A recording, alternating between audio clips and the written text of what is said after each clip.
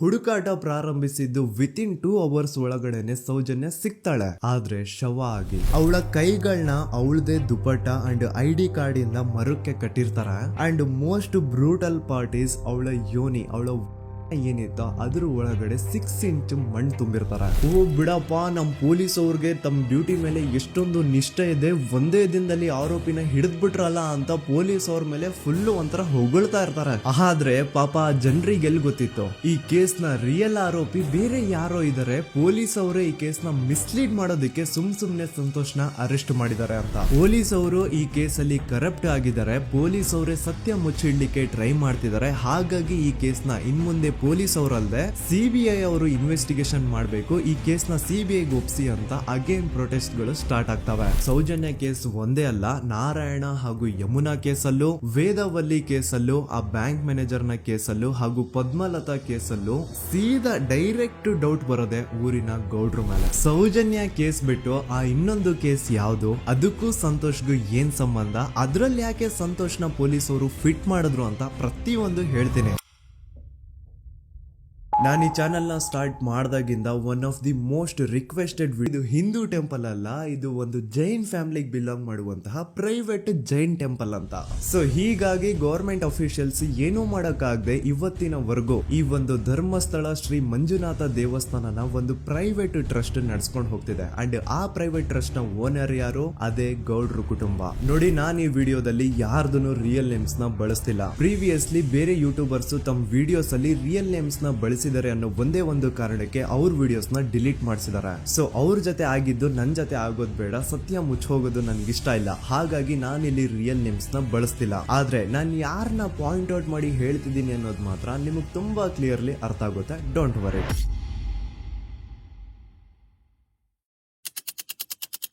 ದಿನಾಂಕ 9/10/2012 a very normal day for everyone except Soujanya. Dharmasthala ಹತ್ರ ಇರುವಂತಹ ಪಂಗಳನ್ನು ಒಂದು ಸಣ್ಣ ಹಳ್ಳಿಗೆ ಬಿಲಾಂಗ್ ಮಾಡುವಂತಹ ಸೌಜನ್ಯ ತುಂಬಾನೇ ಒಳ್ಳೆ ಹುಡುಗಿ. SDM ಕಾಲೇಜ್ ಆಫ್ ಉಜ್ರಿಯಲ್ಲಿ 2nd PUC ಓದ್ತಿದ್ದಂತಹ ಇವಳು ತುಂಬಾನೇ ಬ್ರೈಟ್ ಸ್ಟೂಡೆಂಟ್ ಕೂಡ. ಸೊ ಒಂದು ದಿನ ಅಂದ್ರೆ 9 ಅಕ್ಟೋಬರ್ 2012 ಬೆಳಿಗ್ಗೆ 7:30-8 ಗಂಟೆ ಹಾಗೆ ಆಸ್ ಯೂಶುವಲ್ ತನ್ನ ಕಾಲೇಜ್ ಹೋಗೋದಕ್ಕೆ ರೆಡಿ ಆಗ್ತಿರ್ತಾಳೆ. ಅವತ್ತು ಮಂಗಳವಾರದ ದಿನ ಅಂಡ್ ಅವತ್ತು ಲೋಕಲ್ ಫೆಸ್ಟಿವಲ್ ಬೇರೆ ಇರುತ್ತೆ, ಹೊಸ ಅಕ್ಕಿ ಅಂತ. ಈ ಒಂದು ಲೋಕಲ್ ಫೆಸ್ಟಿವಲ್ ದಿನ ಮನೆ ಒಳಗಡೆ ಏನೇ ಅಡುಗೆ ಮಾಡಿದ್ರು ಹೊಸ ಅಕ್ಕಿನೇ ಬಳಸಬೇಕು. ಸೊ ಹೊಸ ಅಕ್ಕಿ ತಂದು ಬ್ರೇಕ್ಫಾಸ್ಟ್ ನ ರೆಡಿ ಮಾಡೋಷ್ಟ್ರಲ್ಲಿ ಸೌಜನ್ಯ ಅವ್ರ ತಾಯಿ ತುಂಬಾ ಲೇಟ್ ಮಾಡ್ತಾರೆ. ಸೊ ಕಾಲೇಜ್ಗೆ ಲೇಟ್ ಆಗ್ತಿದೆ ಅಂತ ಈ ಸೌಜನ್ಯ ಟಿಫಿನ್ ಸಹ ಮಾಡದೆ ಹಾಗೆ ಹೋಗ್ತಾಳೆ. ಅವಳ ತಲೆಯಲ್ಲಿ ಏನಿತ್ತು ಅಂತಂದ್ರೆ, ಹೆಂಗೋ ಇವತ್ತು ಲೋಕಲ್ ಫೆಸ್ಟಿವಲ್ ಬೇರೆ ಇದೆ, ಹಾಗಾಗಿ ಮೇ ಬಿ ಕಾಲೇಜು ಬೇಗ ಬಿಡ್ಬೋದು, ಸೊ ಮಧ್ಯಾಹ್ನ ಡೈರೆಕ್ಟ್ ಮನೆಗೆ ಬಂದು ಊಟ ಬಿಡುವ ಅಂತ ಅವಳು ಅನ್ಕೊಂಡಿರ್ತಾಳೆ. ಆದ್ರೆ ಕಾಲೇಜ್ ಹೋಗಾದ್ಮೇಲೆ ಗೊತ್ತಾಗುತ್ತೆ ಅವತ್ತು ಅವಳಿಗೆ ಸ್ಪೆಷಲ್ ಕ್ಲಾಸಸ್ ಬೇರೆ ಇದೆ ಅಂತ.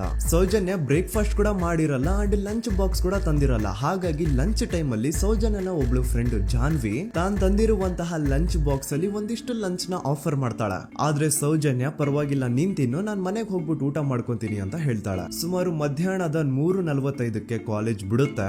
ಸೌಜನ್ಯ ಕಾಲೇಜ್ ಇಂದ ಬಸ್ ಅಲ್ಲಿ ಬಂದು ನೇತ್ರಾವತಿ ಬಸ್ ಸ್ಟಾಪ್ ಹತ್ರ ಇಳ್ಕೋತಾಳೆ. ಅವಳ ಜೊತೆ ಅವಳ ಕ್ಲಾಸ್ ಮೇಟ್ಸ್ ಅಂಡ್ ಫ್ರೆಂಡ್ಸ್ ಎಲ್ಲ ಇರ್ತಾರೆ. ಸೊ ಅವ್ರಿಗೆಲ್ಲ ಬಾಯ್ ಹೇಳ್ಬಿಟ್ಟು ಸೌಜನ್ಯ ತನ್ನ ಮನೆ ಕಡೆಗೆ ಹೊರಡ್ತಾಳೆ. ನೇತ್ರಾವತಿ ಬಸ್ ಸ್ಟಾಪ್ ಇಂದ ಸೌಜನ್ಯ ಮನೆಗೆ 20 ಮಿನಿಟ್ಸ್ ನ ವಾಕ್ ಇರುತ್ತೆ. ಮ್ಯಾಕ್ಸ್ ಟು ಮ್ಯಾಕ್ಸ್ 30 ಮಿನಿಟ್ ಹಿಡಿಬಹುದು. ಸೊ ಸೌಜನ್ಯ ನಡ್ಕೊಂಡು ಮನೆ ಕಡೆಗೆ ಹೋಗ್ತಾ ಇರ್ತಾಳೆ. ಒಂದ್ ಸ್ವಲ್ಪ ದೂರದಲ್ಲಿ ಪ್ರಕೃತಿ ಹಾಸ್ಪಿಟಲ್ ಅಂತ ಒಂದಿರುತ್ತೆ. ಅಲ್ಲಿನ ಸೆಕ್ಯೂರಿಟಿ ಗಾರ್ಡ್ ಸೌಜನ್ಯ ನಡ್ಕೊಂಡು ಹೋಗ್ತಾ ಇರೋದನ್ನ ನೋಡ್ತಾನೆ ಕೂಡ.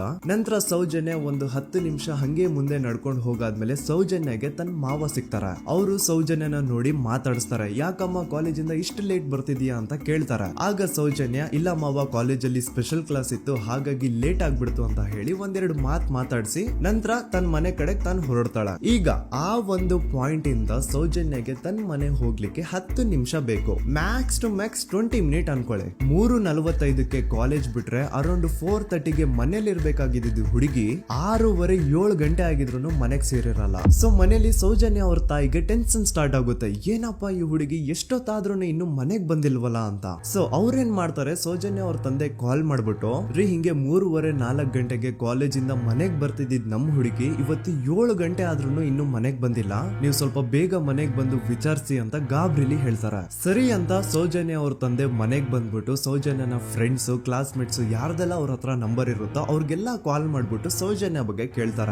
ನಮ್ ಹುಡುಗಿ ಏನಾದ್ರೂ ನಿಮ್ ಮನೆಗ್ ಬಂದಿದ್ದಾಳ ಅಮ್ಮ ಅಂತ. ಆದ್ರೆ ಸೌಜನ್ಯನ ಫ್ರೆಂಡ್ಸ್ ಅಂಡ್ ಕ್ಲಾಸ್ಮೇಟ್ಸ್ ಎಲ್ಲ ಇಲ್ಲ ಅಂಕಲ್ ನಮ್ ಮನೆಗಂತೂ ಸೌಜನ್ಯ ಏನು ಬಂದಿಲ್ಲ, ಅವಳು ಬಸ್ ಸ್ಟಾಪ್ ಇಂದ ಸೀದಾ ನಿಮ್ ಮನೆ ಕಡೆಗೇನೆ ಹೊರಟ್ಲಲ್ವಾ, ಯಾಕೆ ಇನ್ನೂ ಬಂದಿಲ್ವಾ ಅಂತ ಕೇಳ್ತಾರ.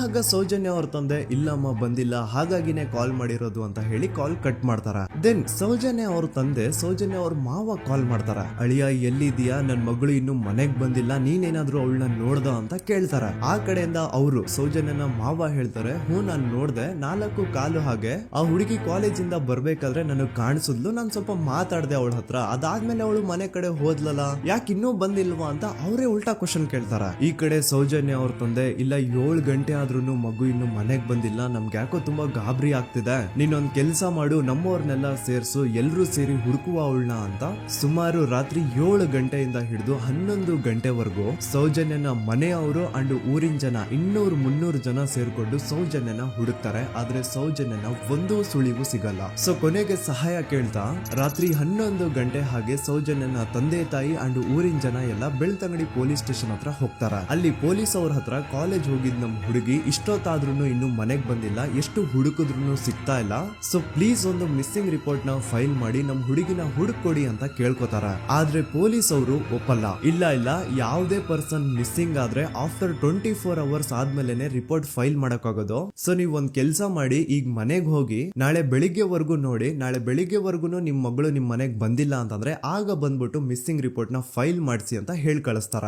ಆಗ ಆಲ್ಮೋಸ್ಟ್ ಮಿಡ್ ನೈಟ್ ಆಗಿರೋದ್ರಿಂದ ಅಂಡ್ ಮಳೆ ಬೇರೆ ತುಂಬಾ ಜೋರಾಗಿ ಬರ್ತಾ ಇರುತ್ತೆ. ಸೊ ಈ ಸಿಚುವೇಶನ್ ಅಲ್ಲಿ ಸೌಜನ್ಯನ ಹುಡುಕ್ಲಿಕ್ಕೆ ಆಗಲ್ಲ. ನಾಳೆ ಬೆಳಿಗ್ಗೆ ಸೇರ್ಕೊಂಡು ಅಗೇನ್ ಎಲ್ರು ಸೌಜನ್ಯನ ಹುಡುಕುವ ಅಂತ ಸೌಜನ್ಯನ ಮನೆಯವರು ಅಂಡ್ ಊರಿನ ಜನ ಎಲ್ರು ತಮ್ಮ ಮನೆಗೆ ಹೋಗ್ಬಿಡ್ತಾರ.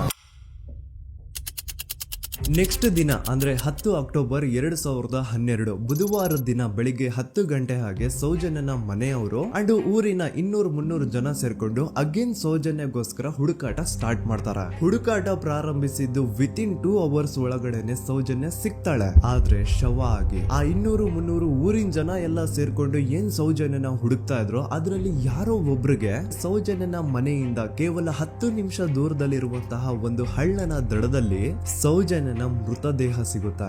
ಈಗ ಸತ್ತಿರುವಂತಹ ಸೌಜನ್ಯನ ಡೆಡ್ ಬಾಡಿ ಯಾವ ಒಂದು ಕಂಡೀಷನ್ ಅಲ್ಲಿ ಇತ್ತು ಅಂತ ಹೇಳ್ತೀನಿ, ಸ್ವಲ್ಪ ಗಮನ ಇಟ್ಟು ಕೇಳಿಸ್ಕೊಳ್ಳಿ. ಅವಳ ಕೈಗಳನ್ನ ಅವಳದೇ ದುಪಟ್ಟ ಅಂಡ್ ID ಕಾರ್ಡ್ ಇಂದ ಮರಕ್ಕೆ ಕಟ್ಟಿರ್ತಾರ. ಅವಳ ಬಾಡಿ ಎಲ್ಲ ನೇಕೆಡ್ ಇರುತ್ತೆ, ಮೈ ಮೇಲೆ ಸರಿಯಾದ ಬಟ್ಟೆ ಇರಲ್ಲ, ಮೈ ಮೇಲೆ ಮಲ್ಟಿಪಲ್ ಕಟ್ ಮಾರ್ಕ್ಸ್ ಇರುತ್ತೆ, ತುಂಬಾ ಜೋರಾಗಿ ಹೊಡೆದಿರುವಂತಹ ಗಾಯಗಳು ಮೈ ಮೇಲೆ ಎದ್ದು ಕಾಣಿಸ್ತಿರ್ತವೆ. ಅವಳ ರಿಪ್ಸ್ ಎದೆ ಭಾಗದ ಮೂಳೆಗಳೆಲ್ಲ ಮುರಿದು ಹೋಗ್ಬಿಟ್ಟಿರ್ತವೆ. And most brutal part is ಅವಳ ಯೋನಿ, ಅವಳ ಏನಿತ್ತು ಅದ್ರ ಒಳಗಡೆ 6 ಇಂಚ್ ಮಣ್ಣು ತುಂಬಿರ್ತಾರ. ಆ ಬಾಡಿ ಕಂಡೀಷನ್ ನ ನೋಡಿದಾದ್ಮೇಲೆ ಒಂದಂತೂ ತುಂಬಾ ಕ್ಲಿಯರ್ ಆಗಿ ಅರ್ಥ ಆಗುತ್ತೆ, ಅವಳನ್ನ ಯಾರೋ ತುಂಬಾ ಫೋರ್ಸ್ಫುಲಿ ಮಾಡಿ ನಂತರ ನಿರ್ದಯವಾಗಿ ಸಾಯಿಸಿದ್ದಾರೆ ಅಂತ. ಇಲ್ಲಿ ಕ್ರಿಮಿನಲ್ಸ್ ನ ಬುದ್ಧಿವಂತಿಕೆ ನೋಡಿ ಪೊಲೀಸ್ ಅವ್ರಿಗೆ ಏನೂ ಸುಳಿವು ಸಿಗ್ಬಾರ್ದು ಅಂತ ಅವಳ ಯೋನಿ ಒಳಗಡೆ 6 ಇಂಚ್ ಅಷ್ಟು ಮಣ್ಣು ತುಂಬ ಹೋಗಿರ್ತಾರ. ಸೊ ದೆನ್ ಪೊಲೀಸ್ ಅವ್ರಿಗೆ ವಿಷಯ ಗೊತ್ತಾಗುತ್ತೆ. ಅವರು ಸ್ಪಾಟ್ ಗೆ ಬಂದು ಸೌಜನ್ಯನ ಬಾಡಿನ ರಿಕವರ್ ಮಾಡಿ ಆ ಒಂದು ಸ್ಪಾಟ್ ನ ಕಂಪ್ಲೀಟ್ ಸೀಸ್ ಮಾಡ್ತಾರ. ಒಬ್ಳು ಸಾಮಾನ್ಯ ಮಿಡಲ್ ಕ್ಲಾಸ್ ಹುಡುಗಿ, ಒಬ್ಳು ವೆರಿ ಬ್ರೈಟ್ ಸ್ಟೂಡೆಂಟ್ ನ ಈ ಮಟ್ಟಿಗೆ ಇಷ್ಟು ನಿರ್ದಯವಾಗಿ ಸಾಯಿಸಿರೋದು ಯಾರು? ಇನ್ ಕೇಸ್ ಏನಾದ್ರೂ ಈ ಕ್ರೈಮ್ ಮಾಡಿದವನು ಸಿಕ್ಕಿ ಬಿದ್ರೆ ಅವನ್ನ ಸುಮ್ನೆ ಬಿಡಬಾರ್ದು ಅಂತ ಜನ ಆಕ್ರೋಶ ವ್ಯಕ್ತಪಡಿಸ್ತಾರ. ಅಂಡ್ ಗೆಸ್ ವಾಟ್, ನಮ್ ಪೊಲೀಸ್ ಅವರು ಇಷ್ಟೊಂದು ಫಾಸ್ಟ್ ಆಗಿ ಇನ್ವೆಸ್ಟಿಗೇಷನ್ ಕಂಪ್ಲೀಟ್ ಮಾಡ್ತಾರೆ ಅಂತ ನಾನಂತೂ ಎಕ್ಸ್ಪೆಕ್ಟ್ ಮಾಡಿರ್ಲಿಲ್ಲ. ಅಂಡ್ ಈವನ್ ಈ ಒಂದು ವಿಷಯದಿಂದ ಊರಿನ ಜನನು ಶಾಕ್ ಆಗ್ತಾರ. ಸೌಜನ್ಯ ಬಾಡಿ ಸಿಕ್ಕಿದ್ದ ನೆಕ್ಸ್ಟ್ ದಿನ ಅಂದ್ರೆ 11 ಅಕ್ಟೋಬರ್ 2012 ಸಂಜೆ 5 ಗಂಟೆ ಹಾಗೆ ಯಾರು ಸೌಜನ್ಯನ ಮರ್ಡರ್ ಮಾಡಿದ್ನೋ ಆ ಕ್ರಿಮಿನಲ್ ಕೂಡ ಸಿಕ್ಕಿ ಬೀಳ್ತಾನೆ. ಈಗ ನೀವು ಥಿಂಕ್ ಮಾಡ್ಬೋದು, ಸೌಜನ್ಯನ ಯಾರು ಮರ್ಡರ್ ಮಾಡಿದ್ರು ಅಂಡ್ ಯಾರ ಕ್ರೈಮ್ ನ ಮಾಡಿದ್ರು ಅವನು ನೆಕ್ಸ್ಟ್ ದಿನಾನೇ ಸಿಕ್ಕಿ ಬಿದ್ದ. ಹಾಗಿದ್ರೆ ಈ ಕೇಸು ಯಾವಾಗ್ಲೂ ಕ್ಲೋಸ್ ಆಗ್ಬಿಡ್ಬೇಕಿತ್ತು. ಆದ್ರೂ ಸ್ಟಿಲ್ ಇವತ್ತಿನ ದಿನವರೆಗೂ ಯಾಕೆ ಈ ಕೇಸು ಪದೇ ಪದೇ ನ್ಯೂಸ್ ಅಲ್ಲಿ ಬರುತ್ತೆ ಅಂದ್ರೆ, ನಮ್ ದೂತ ಸಭೆಯ ಪ್ರಜೆಗಳೇ ರೆಡಿ ಆಗಿ, ಆರೋಪಿ ಸಿಕ್ಕಾದ್ಮೇಲೆ ಈ ಕೇಸು ಕ್ಲೋಸ್ ಆಗಿಲ್ಲ. ಆಕ್ಚುಲಿ ಈ ಕೇಸು ಓಪನ್ ಆಗಿದ್ದೆ. 5 ಜನ ಕಿಡಿಗೇಡಿಗಳು ಸಂತೋಷ್ ರಾವ್ ಹತ್ರ ಜಗಳ ತೆಗೆದು ಅವನ್ನ ಅವಾಚ್ಯ ಶಬ್ದಗಳಿಂದ ಬೈದು ಅವನ್ನ ಹೊಡೆದು ಅಷ್ಟೇ ಸಾಲದೆ ಆ 5 ಜನ ಸಂತೋಷ್ ರಾವ್ನ ಪೊಲೀಸ್ ಸ್ಟೇಷನ್ ಲೊಕೇಶನ್ ಗೆ ಎಳ್ಕೊಂಡ್ ಬಂದು ಇವನು ನಾವು ಬಾಹುಬಲಿ ಬೆಟ್ಟಕ್ಕೆ ಅಂತ ಹೋಗಿದ್ರೆ ಅಲ್ಲಿ ನಮ್ಮ ಮೇಲೆ ಅಟ್ಯಾಕ್ ಮಾಡ್ದ. ಇವ್ನು ನೋಡ್ಲಿಕ್ಕೂ ಸಹ ಒಳ್ಳೆ ಸೈಕೋ ಕಿಲ್ಲರ್ ಇದ್ದಂಗಿದಾನೆ. ನಮ್ಗೆ ಯಾಕೋ ನಿನ್ನೆ ನಮ್ಮೂರಲ್ಲಿ ನಡೆದಿರುವಂತಹ ಘಟನೆ ಆ ಸೌಜನ್ಯನ ಮರ್ಡರ್ ಇವನೇ ಮಾಡಿದಾನೆ ಅಂತ ಡೌಟ್ ಬರ್ತಿದೆ ಅಂತ ಆ 5 ಜನ ಕಿಡಿಗೇಡಿಗಳು ಸಂತೋಷ್ ರಾವ್ನ ಪೊಲೀಸ್ ಅವ್ರ ಹತ್ರ ಹಾಕೊಡ್ತಾರ. ಅಂಡ್ ಪೊಲೀಸ್ ಅವ್ರು ಕೂಡ ಎಂತವ್ರು ನೋಡಿ ಯಾರೋ 5 ಜನ ಕಿಡಿಗೇಡಿಗಳು ಬಂದು ಇವನೇ ಕೊಲೆ ಮಾಡಿದಾನೆ ಅಂತ ಹೇಳಿದ ತಕ್ಷಣ ಹಿಂದೆ ಮುಂದೆ ಕ್ರಾಸ್ ಚೆಕ್ ಮಾಡದೆ ಸಂತೋಷ್ ರಾವ್ನ ಅರೆಸ್ಟ್ ಮಾಡಿ ಸೌಜನ್ಯ ಕೇಸ್ ನ ಆರೋಪಿ ಸಿಕ್ಕಿದಾನೆ ಅಂತ ಎಲ್ಲಾ ಕಡೆ ಘೋಷಣೆ ಮಾಡ್ಬಿಡ್ತಾರ. ಜನರಿಗೆ ಈ ಕಡೆ ಒಂಥರ ನೆಮ್ಮದಿ, ಓ ಬಿಡಪ್ಪ ನಮ್ ಪೊಲೀಸ್ ಅವ್ರಿಗೆ ತಮ್ಮ ಡ್ಯೂಟಿ ಮೇಲೆ ಎಷ್ಟೊಂದು ನಿಷ್ಠೆ ಇದೆ, ಒಂದೇ ದಿನದಲ್ಲಿ ಆರೋಪಿನ ಹಿಡಿದ್ಬಿಟ್ರ ಅಂತ ಪೊಲೀಸ್ ಅವ್ರ ಮೇಲೆ ಫುಲ್ ಒಂಥರ ಹೊಗಳ್ತಾ ಇರ್ತಾರೆ. ಆದ್ರೆ ಪಾಪ ಜನರಿಗೆ ಎಲ್ಲಿ ಗೊತ್ತಿತ್ತು ಈ ಕೇಸ್ ನ ರಿಯಲ್ ಆರೋಪಿ ಬೇರೆ ಯಾರೋ ಇದಾರೆ, ಪೊಲೀಸ್ ಅವರೇ ಈ ಕೇಸ್ ನ ಮಿಸ್ಲೀಡ್ ಮಾಡೋದಕ್ಕೆ ಸುಮ್ನೆ ಸಂತೋಷ್ನ ಅರೆಸ್ಟ್ ಮಾಡಿದ್ದಾರೆ ಅಂತ. ಸೊ ಸಂತೋಷ್ ರಾವ್ ಒಂದು ಹುಡುಗಿಯ ರೇಪ್ ಅಂಡ್ ಮರ್ಡರ್ ಕೇಸ್ ಅಲ್ಲಿ ಅರೆಸ್ಟ್ ಆಗಿದ್ದಾನೆ ಅನ್ನೋ ವಿಷಯ ಸಂತೋಷ್ನ ತಾಯಿಗೆ ಗೊತ್ತಾದಾಗ ಅವ್ರ ಪಾಪ ನೋವಲ್ಲಿ ಕೊರ್ಗಿ ಸಾಯ್ತಾರ. ಅಂಡ್ ಇನ್ನು ಅವ್ರ ತಂದೆ ಒಂದು ಕಡೆ ಪಾಪ ಹೆಂಡತಿನ ಕಳ್ಕೊಂಡಿರುವಂತಹ ನೋವು, ಇನ್ನೊಂದು ಕಡೆ ಮಗ ನೋಡಿದ್ರೆ ಯಾವ್ದೋ ಫಾಲ್ಸ್ ಕೇಸ್ ಅಲ್ಲಿ ಅರೆಸ್ಟ್ ಆಗಿದ್ದಾನೆ. ಈ ಕಡೆ ಕೇಸ್ ನ ಇನ್ವೆಸ್ಟಿಗೇಷನ್ ನಡೀತಾ ಇದೆ. ಅಂಡ್ ಇಲ್ಲಿ ನಾನು PSI ಯೋಗೇಶ್ ಅವ್ರ ಬಗ್ಗೆ ಅಂತೂ ಮೆನ್ಷನ್ ಮಾಡ್ಲೇಬೇಕು. ಈ ಪೊಲೀಸ್ ಆಫೀಸರು ಗೊತ್ತಿದ್ದು ಈ ತಪ್ಪನ ಮಾಡಿದ್ರು ಅಥವಾ ಗೊತ್ತಿಲ್ದೇನೆ ಈ ತಪ್ಪನ ಮಾಡಿದ್ರು ನನ್ಗಂತೂ ಗೊತ್ತಿಲ್ಲ. ಸೊ ಇವ್ರು ಏನ್ ಮಾಡ್ತಾರೆ ಅಂತಂದ್ರೆ ಸೌಜನ್ಯನ ಬಾಡಿನ ಪೋಸ್ಟ್ ಮಾರ್ಟಮ್ ಗೆ ಕಳಿಸಿದಾಗ ಡಾಕ್ಟರ್ಸ್ ಹಂಗೋ ಹಿಂಗೋ ಮಾಡಿ ಇಂದ ಕೆಲವೊಂದು ಸ್ಪಾಮ್ ನ ಸ್ಯಾಂಪಲ್ಸ್ ಕಲೆಕ್ಟ್ ಮಾಡ್ತಾರೆ. ಅದನ್ನ ಅವರು PSI ಯೋಗೇಶ್ ಗೆ ಕೊಟ್ಟು ಇದನ್ನ ವಿತಿನ್ 72 ಅವರ್ಸ್ ಒಳಗಡೆ ಇನ್ನೊಂದು ಲ್ಯಾಬ್ ಗೆ ಸಬ್ಮಿಟ್ ಮಾಡಿ ಅಂತ ತುಂಬಾ ಕ್ಲಿಯರ್ ಆಗಿ ಹೇಳ್ತಾರೆ. ಆದ್ರೆ PSI ಯೋಗೇಶ್ ಆ ಸ್ಪಾಮ್ ಸ್ಯಾಂಪಲ್ಸ್ ನ ವಿತಿನ್ 72 ಅವರ್ಸ್ ಒಳಗಡೆ ಲ್ಯಾಬ್ ಕಳ್ಸೋದಿರ್ಲಿ, ಅದನ್ನ 12 ದಿನ ಆದ್ಮೇಲೆ ಲ್ಯಾಬ್ ಕಳಿಸ್ತಾರೆ. ಅಷ್ಟೊತ್ತಿಗೆ ಆಲ್ರೆಡಿ ಆ ಸ್ಪಾಮ್ ಸ್ಯಾಂಪಲ್ಸ್ ಗೆಲ್ಲ ಫಂಗಸ್ ಹಿಡಿದು ಅದು ಅನ್ಫಿಟ್ ಫಾರ್ ಟೆಸ್ಟಿಂಗ್ ಅಂತ ಬರುತ್ತೆ. ಈಗ ನೀವೇ ಹೇಳಿ, ಎಂತ ಡಂಬೆಸ್ಟ್ ಪರ್ಸನ್ ಪೊಲೀಸ್ ಆಫೀಸರ್ ಆಗಿದ್ರು ಅವನ ಹತ್ರ ಒಂದು ಮರ್ಡರ್ ಕೇಸ್ ಬಂದಾಗ ಅವನ ಹತ್ರ ಇರೋ ಮೇನ್ ಸಾಕ್ಷಿನೇ, ಮೇನ್ ಎವಿಡೆನ್ಸ್ ಆ ಹುಡುಗಿಯ ಕಲೆಕ್ಟ್ ಆಗುವಂತಹ ಸ್ಪರ್ಮ್ ಸ್ಯಾಂಪಲ್ಸ್. ಸೊ ಅದನ್ನ ಮೊದಲು ಲ್ಯಾಬ್ ಕಳಿಸಿ ಅದನ್ನ ಐಡೆಂಟಿಫೈ ಮಾಡೋದು ಪೊಲೀಸ್ ಅವರ ಫಸ್ಟ್ ಡ್ಯೂಟಿ. ಆದ್ರೆ ಇಲ್ಲಿ PSI ಯೋಗೇಶ್ ಅವರು ಇದನ್ನೇ ಮರ್ತು ಹೋದ್ರು ಅಂತ ನೋಡಿ. ಯಾವುದೇ ಒಂದು ಕೇಸ್ ಅಲ್ಲಿ ಪೊಲೀಸ್ ಅವರು ಆದಷ್ಟು ಎವಿಡೆನ್ಸ್ ನ ಕಲೆಕ್ಟ್ ಮಾಡೋದಕ್ಕೆ ಟ್ರೈ ಮಾಡ್ತಾರೆ. ಆದ್ರೆ ಈ ಒಂದು ಕೇಸ್ ಅಲ್ಲಿ ಮಾತ್ರ ಪೊಲೀಸ್ ಅವರು ಎವಿಡೆನ್ಸ್ ನ ಕಲೆಕ್ಟ್ ಮಾಡೋ ಬದಲಾಗಿ ಎವಿಡೆನ್ಸ್ ನ ಡಿಸ್ಟ್ರಾಯ್ ಮಾಡೋದ್ರಲ್ಲಿ ಮುಂದೆ ಇದ್ರು. ಅಷ್ಟೇ ಅಲ್ಲದೆ ಈ ಪೊಲೀಸ್ ಆಫೀಸರ್ ಸೇರ್ಕೊಂಡು ಸಂತೋಷ್ ರಾವ್ಗೆ ಸೆಲ್ ಅಲ್ಲಿ ಎಂತ ಟಾರ್ಚರ್, ಎಂತ ಹಿಂಸೆ ಕೊಡ್ತಾರೆ ಅಂದ್ರೆ ನೆನ್ಸ್ಕೊಂಡ್ರೆ ಮೈ ಜುಮ್ ಅನ್ನುತ್ತ. ಹೊಡಿಯೋದು, ಕೆಟ್ಟದಾಗ ಬೈಯೋದು ಇದೆಲ್ಲ common. Most brutal parties Santosh ರಾವ್ನ ಪ್ಯಾಂಟ್ ಬಿಚ್ಚಿ ಅವನ ಪ್ರೈವೇಟ್ ಪಾರ್ಟ್ ಮೇಲೆ ಬಿಸಿ ಕುದೀತಾ ಇರುವಂತಹ ನೀರ್ ಚಲ್ತಾರ. ಈ ಕ್ರೈಮ್ ನೀನೇ ಮಾಡಿದ್ಯಾ ಅಂತ ಒಪ್ಕೋ, ಇಲ್ಲ ಅಂತಂದ್ರೆ ನಿನ್ನ ಸೆಲ್ ಒಳಗಡೆನೆ ಸಾಯಿಸ್ಬಿಡ್ತೀವಿ, ನಿನ್ನ ತಂದೆ ತಾಯಿ ಎಲ್ರು ಸಾಯಿಸ್ಬಿಡ್ತೀವಿ ಅಂತ ಬ್ಲಾಕ್ ಮೇಲ್ ಮಾಡ್ತಾರ. ನೋಡಿ, ಸಂತೋಷ್ ರಾವ್ ಜಾಗದಲ್ಲಿ ನನ್ನಂತ ನಿಮ್ಮಂತ ನಾರ್ಮಲ್ ಪರ್ಸನ್ ಯಾರಾದ್ರೂ ಇದ್ದಿದ್ರೆ ಪೊಲೀಸ್ ಅವರು ಕೊಡ್ತಿರುವಂತಹ ಹಿಂಸೆನ ತಡ್ಕೊಳಕ್ಕಾಗದೆ ಆ ಕ್ರೈಮ್ ಮಾಡಿಲ್ಲ ಅಂದ್ರೂ ಮಾಡಿದೀನಿ ಅಂತ ಒಪ್ಕೊಬಿಡ್ತಾ ಇದ್ವಿ. ಆದ್ರೆ ಸಂತೋಷ್ ರಾವ್ ಮೆಂಟಲಿ ಇಲ್ಲಿರೋದೇ ಅವನ್ಗೆ ಅಡ್ವಾಂಟೇಜ್ ಆಗೋಯ್ತು. ಪೊಲೀಸ್ಗಳು ಸಂತೋಷ್ ರಾವ್ಗೆ ಎಷ್ಟೇ ಹೊಡೆದ್ರು,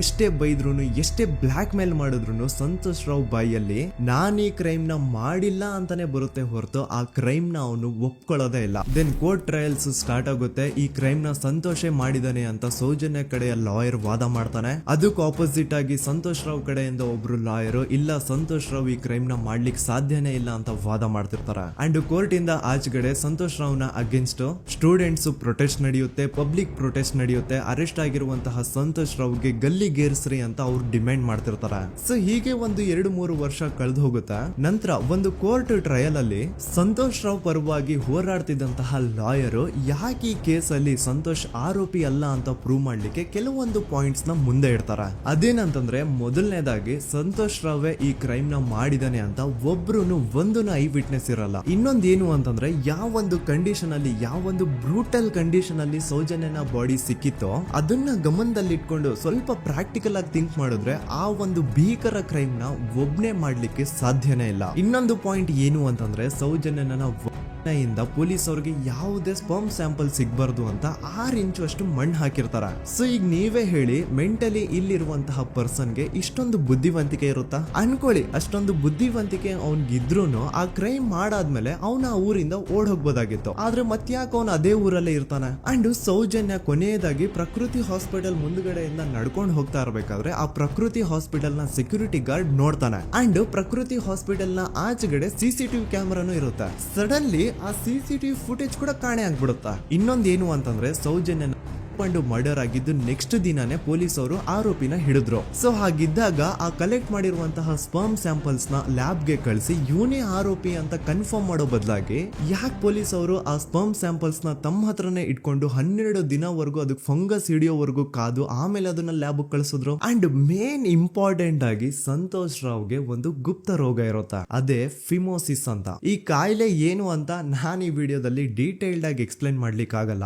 ಜಸ್ಟ್ ತಿಳ್ಕೊಳ್ಳಿ, ಈ ಒಂದು ಕಾಯಿಲೆ ಇರೋರು ಇಂಟಿಮಸಿ ಮಾಡ್ಲಿಕ್ಕೆ ಆಗಲ್ಲ. ಇನ್ ಕೇಸ್ ಮಾಡಿದ್ರು ಅವರು ಸುಖ ಅಲ್ಲ ನರಕ ಕಾಣ್ತಾರ. ಸೊ ಇಷ್ಟೆಲ್ಲ ವ್ಯಾಲಿಡ್ ಪಾಯಿಂಟ್ಸ್, ಇಷ್ಟೆಲ್ಲ ಫ್ಯಾಕ್ಟ್ಸ್ ಕಣ್ ಮುಂದೆ ಇರ್ಬೇಕಾದ್ರೆ ಸ್ಟಿಲ್ ಪೊಲೀಸ್ ಅವರು ಯಾಕೆ ಈ ಕ್ರೈಮ್ ನ ಸಂತೋಷ್ ರಾವೇ ಮಾಡಿದಾನೆ ಅಂತ ಇವನ್ ಹಿಂದೆ ಬಿದ್ದಿದ್ದಾರೆ. ಯಾಕೆ ಅವರು ಈ ಕ್ರೈಮ್ ಇವನ್ ಬಿಟ್ರೆ ಬೇರೆ ಯಾರಾದ್ರೂ ಮಾಡಿರ್ಬೋದಲ್ಲ ಅಂತ ಆ ಆಂಗಲ್ ಅಲ್ಲಿ ಇನ್ವೆಸ್ಟಿಗೇಷನ್ ಮಾಡ್ತಿಲ್ವಲ್ಲ ಅಂತ ಪೊಲೀಸ್ ಅವರ ಇನ್ವೆಸ್ಟಿಗೇಷನ್ ಮೇಲೆ ಈಗ ಕ್ವಶನ್ ಬರುತ್ತೆ. So after hearing all of this ಎಲ್ಲರಿಗೂ ಈಗ ಪೊಲೀಸ್ ಅವರ ಇನ್ವೆಸ್ಟಿಗೇಷನ್ ಮೇಲೆ ಡೌಟ್ ಬರುತ್ತೆ. ಅಂಡ್ ಈವನ್ ಸೌಜನ್ಯ ಅವ್ರ ಮನೆಯವರು ಕೂಡ ನಿಜವಾದ ಆರೋಪಿ ಸಂತೋಷ್ ಅಲ್ಲ ಅಂತ ತಮ್ಮ ಅಭಿಪ್ರಾಯನ ವ್ಯಕ್ತಪಡಿಸ್ತಾರೆ. ಆಗ ಅಲ್ಲಿವರೆಗೂ ಸಂತೋಷ್ ರಾವ್ನ ಗಲ್ಲಿಗೇರಿಸಿ ಅಂತ ಏನು student protest and public protest ಎಲ್ಲ ನಡೀತಾ ಇತ್ತು, ಈಗ ಅದೆಲ್ಲ ನಿಂತು ಹೋಗಿ ಎಲ್ಲಾ ಹೇಟ್ರೇಡ್ ಪೊಲೀಸ್ ಅವ್ರ ಕಡೆಗೆ ಹೋಗುತ್ತೆ. ಪೊಲೀಸ್ ಅವರು ಈ ಕೇಸಲ್ಲಿ ಕರಪ್ಟ್ ಆಗಿದ್ದಾರೆ, ಪೊಲೀಸ್ ಅವರೇ ಸತ್ಯ ಮುಚ್ಚಿಡ್ಲಿಕ್ಕೆ ಟ್ರೈ ಮಾಡ್ತಿದ್ದಾರೆ. ಹಾಗಾಗಿ ಈ ಕೇಸ್ ನ ಇನ್ ಮುಂದೆ ಪೊಲೀಸ್ ಅವರಲ್ಲದೆ CBI ಅವರು ಇನ್ವೆಸ್ಟಿಗೇಷನ್ ಮಾಡಬೇಕು, ಈ ಕೇಸ್ ನ CBI ಒಪ್ಸಿ ಅಂತ ಅಗೇನ್ ಪ್ರೊಟೆಸ್ಟ್ ಗಳು ಸ್ಟಾರ್ಟ್ ಆಗ್ತವೆ. ಸೊ ಧರ್ಮಸ್ಥಳದಲ್ಲಿ ಇಷ್ಟೊಂದು ಹೋರಾಟಗಳಾಗ್ತಿದಾವೆ, ಒಬ್ಳು ಹುಡುಗಿ ಜೊತೆ ಇಷ್ಟೊಂದು ಅನ್ಯಾಯ ಆಗಿದೆ, ಆದ್ರೂ ಸಹ ಧರ್ಮಾಧಿಕಾರಿ ಏನು ಮಾತೇ ಆಡ್ತಿಲ್ವಲ್ಲ ಈ ಹುಡುಗಿ ಬಗ್ಗೆ ಅಂತ ಜನರು ಪ್ರಶ್ನೆ ಮಾಡಿದಾಗ ಆಗ ಧರ್ಮಾಧಿಕಾರಿನೂ ಜನರು ಮುಂದೆ ಬಂದ್ಬಿಟ್ಟು ಈ ಕೇಸ್ ನ CBI ಒಪ್ಸಿ ಅಂತ ಹೋರಾಟ ಮಾಡ್ತಾರ. ನಂತರ ಈ ಒಂದು ಕೇಸು ಪೊಲೀಸ್ ಅವರಿಂದ CBI ಕೈಗೆ ಹೋಗುತ್ತೆ. CBI ಕೈಗೆ ಹೋಗಿದ ತಕ್ಷಣ ಇಲ್ಲೇನು ಸತ್ಯ ಹೊರಗೆ ಬಂದಿಲ್ಲ. ಆ CBI ಅವರು 3-4 ವರ್ಷ ಟೈಮ್ ತಗೊಂಡು ಮತ್ತೆ ಈ ಒಂದು ಕೇಸ್ ನ ಇನ್ವೆಸ್ಟಿಗೇಷನ್ ಮಾಡ್ತಾರೆ. ಆದ್ರೆ ಅಲ್ಲೇನು ಇನ್ವೆಸ್ಟಿಗೇಷನ್ ಮಾಡ್ಲಿಕ್ಕೆ ಉಳ್ದೇ ಇರಲ್ಲ. ಆ ಪೊಲೀಸ್ ಅವರು ಅವ್ರ ಕೈಯಲ್ಲಿ ಈ ಕೇಸ್ ಇದ್ದಷ್ಟು ದಿನ ಎಷ್ಟಾಗುತ್ತೋ ಅಷ್ಟು ಎವಿಡೆನ್ಸ್ ನ ಡಿಸ್ಟ್ರಾಯ್ ಮಾಡ್ಬಿಟ್ಟಿರ್ತಾರ. ಸೊ ಹಾಗಾಗಿ ಅಲ್ಲಿ CBI ಅವ್ರಿಗೆ ಇನ್ವೆಸ್ಟಿಗೇಷನ್ ಮಾಡ್ಲಿಕ್ಕೆ ಏನ್ ಉಳ್ದೇ ಇರಲ್ಲ. ಆದ್ರೂ ಸ್ಟಿಲ್ ಅವರು 3-4 ಇಯರ್ಸ್ ಟೈಮ್ ತಗೊಂಡು ನಂತರ ಫೈನಲಿ ಒಂದು ರಿಪೋರ್ಟ್ ನ ಕೋರ್ಟ್ ಗೆ ಸಬ್ಮಿಟ್ ಮಾಡ್ತಾರೆ. ಅಂಡ್ CBI ಅವರು ಕೋರ್ಟ್ ಗೆ ಸಬ್ಮಿಟ್ ಮಾಡಿರುವಂತಹ ಆ ಒಂದು ರಿಪೋರ್ಟ್ ಅಲ್ಲಿ ಏನಿತ್ತು ಅಂದ್ರೆ CBI ಇನ್ವೆಸ್ಟಿಗೇಷನ್ ಕನ್ಫರ್ಮ್ಸ್ ದಟ್ ಈ ಒಂದು ಕ್ರೈಮ್ ನ ಸಂತೋಷ್ ರಾವೇ ಮಾಡಿದಾನೆ ಅಂತ. ಆದ್ರೆ ಐರೋನಿ ಈಸ್ ಇದೇ ಒಂದು ರಿಪೋರ್ಟ್ ಅಲ್ಲಿ ಇವ್ರು ಏನ್ ಹೇಳ್ತಾರೆ ಅಂದ್ರೆ ಅವ್ರಿಗೆ ಯಾವುದೇ ತರ ಎವಿಡೆನ್ಸ್ ಸಿಕ್ಕಿಲ್ಲ ಅಂತ. ಯಾಕಂದ್ರೆ ಈ ಸೌಜನ್ಯ ಕೇಸು ಪೊಲೀಸ್ ಅವ್ರ ಕೈಯಲ್ಲಿ ಇದ್ದಾಗ ಪೊಲೀಸ್ ಅವರು ತಮ್ಮ ನಿರ್ಲಕ್ಷ್ಯದಿಂದ ಎಲ್ಲಾ ಎವಿಡೆನ್ಸ್ ನ ಕಳ್ಕೊಂಡ್ಬಿಟ್ಟಿರ್ತಾರೆ. ಅಂತದ್ರಲ್ಲಿ ಯಾವ ಒಂದು ಆಧಾರದ ಮೇಲೆ ಇವರು ಸಂತೋಷ್ ರಾವೇ ಈ ಕ್ರೈಮ್ ನ ಮಾಡಿದ್ದಾರೆ ಅಂತ ಕ್ವಶನ್ ಮಾಡಿದಾಗ CBI ಅವ್ರ ಕಡೆಯಿಂದ ನೋ ಆನ್ಸರ್. ನೋಡಿ, ಮೊದ್ಲು ಈ ಒಂದು ಕೇಸ್ ನ ಪೊಲೀಸ್ ಅವರು ಇನ್ವೆಸ್ಟಿಗೇಷನ್ ಮಾಡಿ ನಂತರ ಈ ಒಂದು ಕೇಸು CBI ಅವ್ರ ಕೈಗೆ ಹೋಗಿ ಅವರು 3-4 ವರ್ಷ ಟೈಮ್ ತಗೊಂಡು ಇನ್ವೆಸ್ಟಿಗೇಷನ್ ಮಾಡಿ ದೆನ್ ಫೈನಲ್ ರಿಪೋರ್ಟ್ ನ ಕೋರ್ಟ್ ಗೆ ಸಬ್ಮಿಟ್ ಮಾಡೋಷ್ಟ್ರಲ್ಲಿ ಸುಮಾರು 5-6 ವರ್ಷ ಕಳೆದು ಹೋಗಿರುತ್ತೆ. ಅಂಡ್ ಸ್ಟಿಲ್ ಈ ಒಂದು ಕೇಸಲ್ಲಿ ಏನೋ ಕನ್ಕ್ಲೂಷನ್ ಸಿಕ್ಕಿರಲ್ಲ. ಎವ್ರಿ ಇಯರ್ ಸೌಜನ್ಯನ ಬರ್ತ್ಡೇ ಇದ್ದಾಗ ಅಥವಾ ತಿಥಿ ಇದ್ದಾಗ ಅವಳನ್ನ ನೆನೆಸ್ಕೊಂಡು ಅವಳ ಹೆಸರಲ್ಲಿ public protest and student protest ನಡೀತಾನೆ ಇರ್ತವೆ. ಸೊ ಒಂದು ದಿನ ಈ ಒಂದು ಪ್ರೊಟೆಸ್ಟ್ ಗಳ ನ್ಯೂಸ್ ಗಿರೀಶ್ ಮುಟ್ಟಣ್ಣನವರ ಗಮನಕ್ಕೆ ಬರುತ್ತೆ. ಯಾರು ಈ ಗಿರೀಶ್ ಮುಟ್ಟಣ್ಣನವರ ಅಂದ್ರೆ ಇವರು very honest X police man. ನೀವು ನಂಬಲ್ಲ, ಇವ್ರು ಪೊಲೀಸ್ ಆಫೀಸರ್ ಇದ್ದಾಗ ಪಬ್ಲಿಕ್ ಅಲ್ಲಿ ಒಬ್ಬ MLA ಹೊಡೆದಿರ್ತಾರ. ಅಷ್ಟೇ ಅಲ್ಲ, ಪೊಲೀಸ್ ಡಿಪಾರ್ಟ್ಮೆಂಟ್ ಅಲ್ಲಿ ಕರಪ್ಷನ್ ಇದೆ, ಕರಪ್ಷನ್ ಇದ್ದಿದ್ ಕಡೆ ನಾನ್ ಇರಲ್ಲ ಅಂತ ಹೇಳ್ಬಿಟ್ಟು ತಮ್ಮ ಪೊಲೀಸ್ ಡ್ಯೂಟಿನ ಬಿಟ್ಬಿಟ್ಟು ಈಗ ಸಮಾಜದಲ್ಲಿ ಏನೇ ಅನ್ಯಾಯ ಆಗಿದ್ರು ಅದ್ರ ಅಗೇನ್ಸ್ಟ್ ವಾಯ್ಸ್ ರೈಸ್ ಮಾಡ್ತಿದಾರೆ. ಸೊ ಈ ಗಿರೀಶ್ ಮುಟ್ಟಣ್ಣನವರಿಗೆ ಸೌಜನ್ಯ ಕೇಸ್ ಬಗ್ಗೆ ಗೊತ್ತಾದಾಗ ಅವ್ರಿಗೆ ಈ ಕೇಸು ತುಂಬಾನೇ ಕಾಡುತ್ತೆ.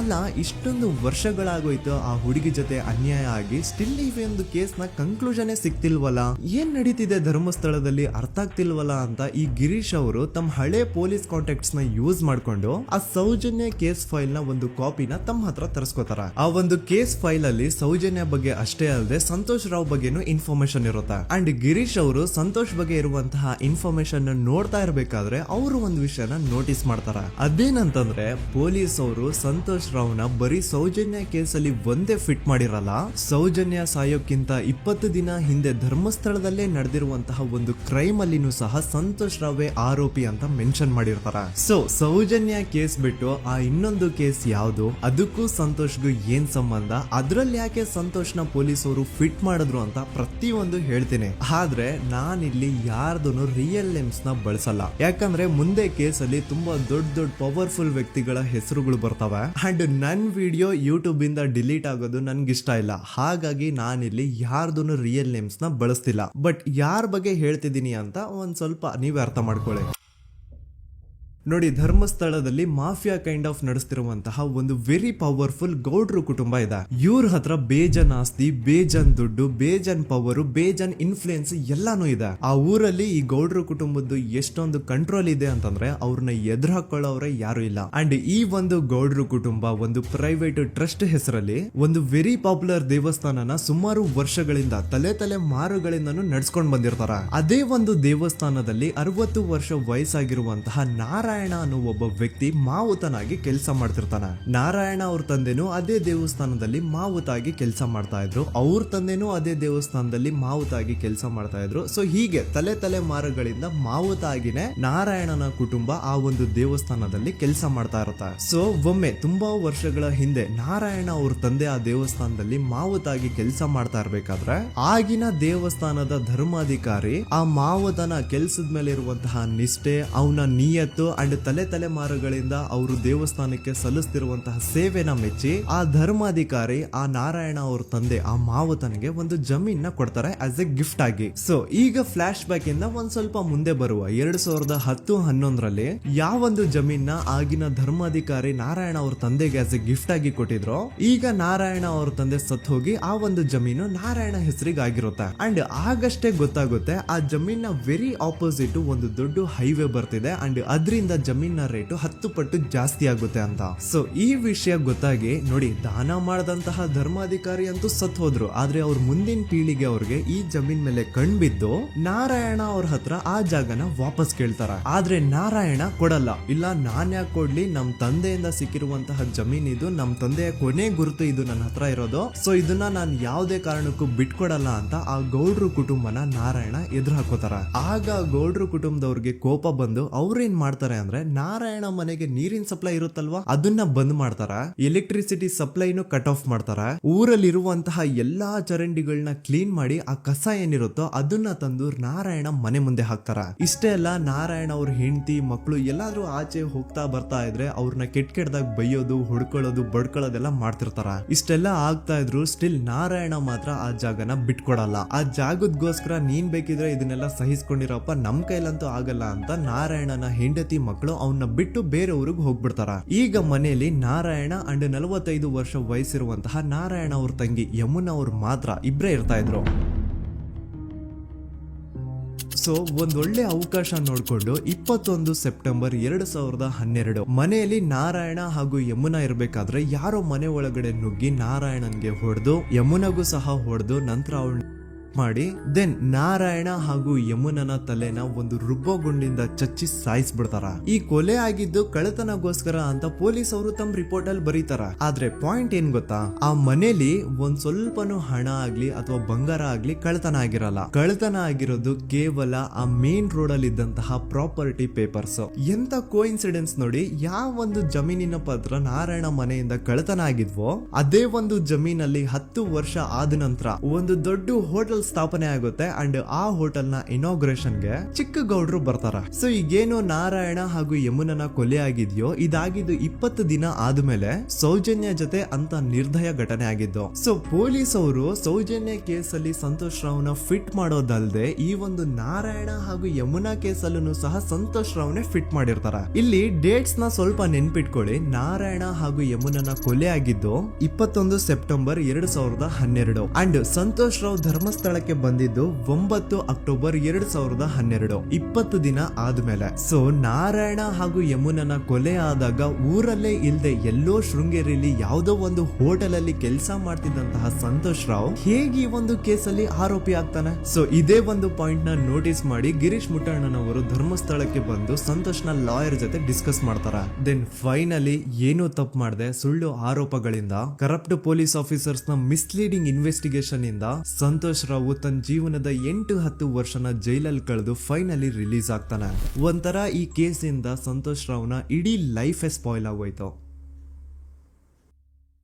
ಈಗ ಸಂತೋಷ್ ರಾವ್ ರಿಯಲ್ ಆರೋಪಿ ಅಲ್ಲ ಅಂತ ಕೋರ್ಟ್ ಅಲ್ಲಿ ಪ್ರೂವ್ ಆಯ್ತು. ಹಾಗಿದ್ರೆ ರಿಯಲ್ ಆರೋಪಿ ಯಾರು? ಪೊಲೀಸ್ ಅವರು ಯಾಕೆ ಕೇಸಲ್ಲಿ ಇಷ್ಟೊಂದು ಅನ್ಫೇರ್ ಇನ್ವೆಸ್ಟಿಗೇಷನ್ ಮಾಡಿದ್ರು? ಯಾರ ರಿಯಲ್ ಹೆಸರನ್ನ ಮುಚ್ಚಿಡ್ಲಿಕ್ಕೆ ಪೊಲೀಸ್ ಆಫೀಸರ್ಸ್ ಈ ಒಂದು ಕೇಸಲ್ಲಿ ಸಂತೋಷ್ ರಾವ್ನ ಸಿಗ್ಹಾಕ್ಸಿದ್ರು? ಇದೆಲ್ಲ ಥಿಂಕ್ ಮಾಡ್ತಾ ಹೋದ್ರೆ ನೋಡಿ, ಆ ಊರಲ್ಲಿ ಆ ಪೊಲೀಸ್ ಆಫೀಸರ್ಸ್ಗೆ ಲಂಚ ಕೊಡೋಷ್ಟು, ಒಂದು ಪೊಲೀಸ್ ಇನ್ವೆಸ್ಟಿಗೇಷನ್ ನ ಸ್ಟಾಪ್ ಮಾಡೋಷ್ಟು ಅಥವಾ ಇನ್ವೆಸ್ಟಿಗೇಷನ್ ನ ಮಿಸ್ಲೀಡ್ ಮಾಡೋಷ್ಟು ಇನ್ಫ್ಲುಯೆನ್ಸ್ ಆಗ್ಲಿ, ಪವರ್ ಆಗ್ಲಿ ಅಥವಾ ಮನಿ ಆಗ್ಲಿ ಊರಿನ ಗೌಡ್ರ ಹತ್ರ ಮಾತ್ರ ಇದ್ದಿದ್ದು. ಸೊ ಈಗ ಸಂಶಯದ ಮುಳ್ಳು ಗೌಡ್ರ ಕಡೆ ತಿರುಗುತ್ತಾ. ನೋಡಿ, ಪೊಲೀಸ್ ಅವರು ಸುಮ್ನೆ ಸಂತೋಷ್ ರಾವ್ನ ನಾರಾಯಣ ಹಾಗೂ ಯಮುನಾ ಕೇಸಲ್ಲಿ ಫಿಟ್ ಮಾಡಿದ್ರು. ಈಗ ಆ ಒಂದು ಕೊಲೆ ಪ್ರಕರಣಕ್ಕೂ ಸಂತೋಷ್ ರಾವ್ಗೂ ಏನು ಸಂಬಂಧನೇ ಇರ್ಲಿಲ್ಲ. ಹಂಗೆ ಥಿಂಕ್ ಮಾಡಿ, ನಾರಾಯಣ ಸತ್ರೆ ಅಥವಾ ಅವನ ತಂಗಿ ಯಮುನಾ ಸತ್ರೆ ಯಾರಿಗ ಅಡ್ವಾಂಟೇಜ್ ಆಗುತ್ತೆ? ಊರಿನ ಗೌಡ್ರಿಗೆ, ಯಾಕಂದ್ರೆ ಅವ್ರಿಗ ಜಮೀನ್ ಸಿಗುತ್ತಾ. ಸೊ ಈಗ ನಾರಾಯಣ ಹಾಗೂ ಯಮುನಾ ಕೇಸಲ್ಲಿ ಸಂತೋಷ್ ರಾವ್ ಆರೋಪಿ ಅಲ್ಲ ಅಂತ ಪ್ರೂವ್ ಆದ್ಮೇಲೆ, ಹಾಗಿದ್ರೆ ಆ ಕೊಲೆ ಮಾಡಿದವ್ರು ಯಾರು ಅಂತ ಹಾಗೆ ಥಿಂಕ್ ಮಾಡಿದ್ರೆ ಗಿರೀಶ್ ಮುಟ್ಟಣ್ಣನವರಿಗೆ ಆ ಊರಿನ ಗೌಡ್ರ ಮೇಲೆ ಡೌಟ್ ಬರುತ್ತಾ. ಅದೇ ಒಂದು ಡೌಟ್ ಅಲ್ಲಿ ಗಿರೀಶ್ ಮುಟ್ಟಣ್ಣನವರು ಮಹೇಶ್ ತಿಮ್ರೊಡ್ಡಿ ಅಂತ ಇನ್ನೊಬ್ರ ಜೊತೆ ಸೇರ್ಕೊಂಡು ಈ ಹಿಂದೆ ಆ ಒಂದು ಊರಲ್ಲಿ ಆ ಧರ್ಮಸ್ಥಳದಲ್ಲಿ ಈ ಊರಿನ ಗೌಡ್ರು ಯಾವ್ದ್ಯಾವ್ದೆಲ್ಲ ಕ್ರೈಮ್ ಗಳು ಮಾಡಿದಾರೆ ಅಂತ ಊರಿನ ಜನರಿಂದ ತಿಳ್ಕೊತಾರ. ನಂತರ ಆ ಊರಿನ ಜನ ಯಾವ್ದ್ಯಾವ್ದೆಲ್ಲ ಮ್ಯಾಟರ್ಸ್ ಹೇಳಿದ್ರು ಆ ಕೇಸ್ ಫೈಲ್ಸ್ ನೆಲ್ಲ ತಿರುಗಿಸಿ ಮುರುಗಿಸಿ ನೋಡಿದಾಗ ನೀವು ನಂಬಲ್ಲ, ಸೌಜನ್ಯ ಕೇಸ್ ಏನೇನು ಅಲ್ಲ, ಅದಕ್ಕಿಂತ ಭೀಕರ ಕೊಲೆಗಳು ಧರ್ಮಸ್ಥಳದಲ್ಲಿ ಆಗಿವೆ. ಅಂಡ್ ಎಲ್ಲಾ ಕೊಲೆಗಳ ಹಿಂದೆ ಗೌಡ್ರ ಕುಟುಂಬದ ಕೈ ಇದೆ ಅಂತ ಎದ್ದು ಕಾಣಿಸುತ್ತೆ. 1977 ವೇದಾವಲ್ಲಿ ಕೇಸ್. ಅಂಡ್ ಈ ಒಂದು ಪ್ರೈವೇಟ್ ಸ್ಕೂಲ್ ಬೇರೆ ಯಾರ್ದು ಅಲ್ಲ, ಆ ಗೌಡ್ರ ಕುಟುಂಬದ. ಈ ಸ್ಕೂಲ್ ಅಲ್ಲಿ 1977 ಅಲ್ಲಿ ವೇದಾವಲ್ಲಿ ಅಂತ ಒಬ್ರು ಟೀಚರ್ ವರ್ಕ್ ಮಾಡ್ತಿರ್ತಾರ. ವೇದಾವಲ್ಲಿ ಆ ಟೀಚರ್ ಜಾಬ್ ಗೆ ತುಂಬಾನೇ ಓವರ್ ಕ್ವಾಲಿಫೈಡ್. ಅವರ ಕ್ವಾಲಿಫಿಕೇಶನ್ಸ್ ನ ಗಮನದಲ್ಲಿ ಇಟ್ಕೊಂಡ್ರೆ ಅವ್ರಿಗೆ HM ಅಥವಾ ಪ್ರಿನ್ಸಿಪಲ್ ನ ಪೋಸ್ಟ್ ಸಿಗ್ಬೇಕು. ಆದ್ರೂ ಸಹ ವೇದಾವಲ್ಲಿ ಆಸ್ ಎ ಟೀಚರ್ ಆಗಿನೇ ಕೆಲಸ ಮಾಡ್ಕೊಂಡು ಹೋಗ್ತಿರ್ತಾರ.